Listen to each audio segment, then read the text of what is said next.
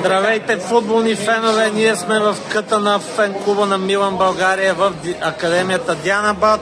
Специално за да им дадем наградата, която те спечелиха. Първото видео, което мина над 1000 гледания в нашия канал на Къси. Ето ги момчетата, виното е